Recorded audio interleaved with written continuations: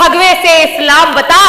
और मैं यही बताना चाहूंगी कि क्या इल्जाम होगा मेरा अगर मैं हरे रंग से हिंदू लिख दूं और भगवे से इस्लाम बता। यही जो आप चिल्ला रहे हैं, चीख रहे हैं, यही मेरा इल्जाम होगा।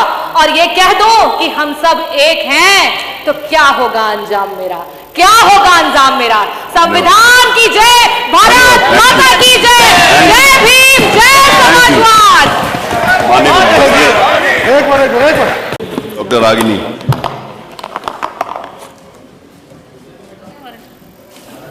आदरणीय अध्यक्ष महोदय, मैं आपका आभार व्यक्त करना चाहूंगी कि आपने 2047 के उत्तर प्रदेश के विजन पे चर्चा करने का अवसर दिया और विपक्ष के तौर पे ये कहा गया कि हमें जो है वो सुझाव रखने हैं।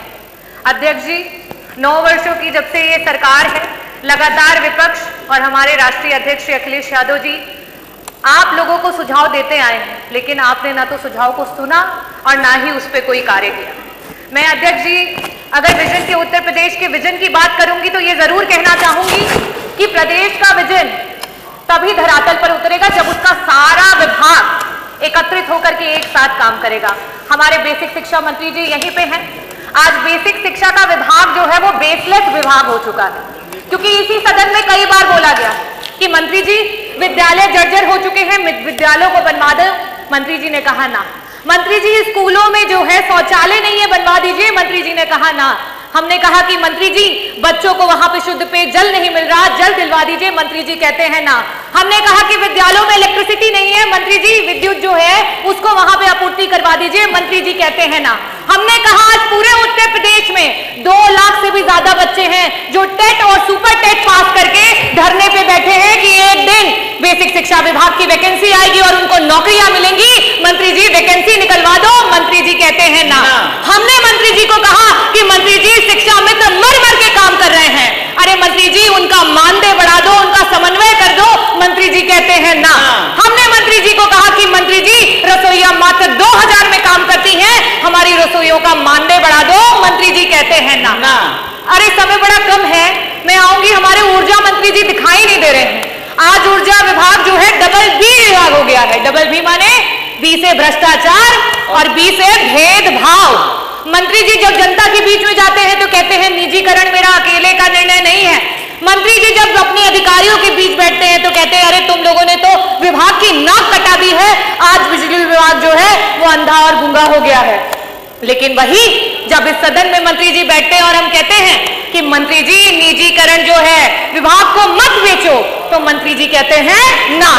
मंत्री जी ट्रांसफार्मर हर रोज खराब हो रहे हैं, एक ट्रांसफार्मर बन करके 75 बार लग रहे हैं। मंत्री जी ट्रांसफार्मर जो है क्षमता वृद्धि करा दो। मंत्री जी कहते हैं ना। मंत्री जी को कहा जाता है कि मंत्री जी आपके विभाग में पॉलिसीज खराब हैं, आपके जो पॉलिसी बनाते हैं आपके चेयरमैन वो एक IAS ऑफिसर है, शायद उनको विभागों का ज्ञान ना हो।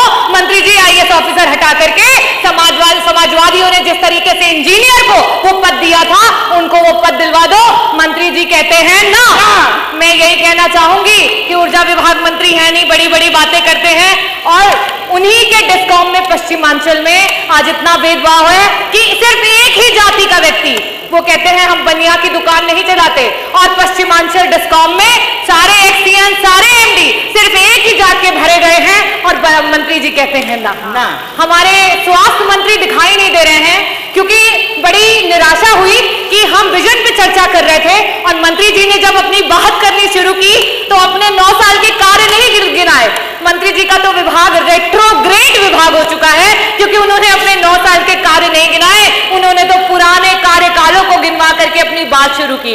अपने विभाग के उन्होंने अस्पताल नहीं बताया, सबसे पहले गेहूं के उत्पादन से बात की। तो ये अपने में दर्शाता है कि हमारे जो मंत्री जी है वो क्या कर रहे हैं। मंत्री जी को कहो कि इंफ्रास्ट्रक्चर ठीक करा दो, डॉक्टर दिलवा दो, ICU के बेड बढ़वा दो, दवाइयां दिलवा दो, तो मंत्री जी कहते हैं ना।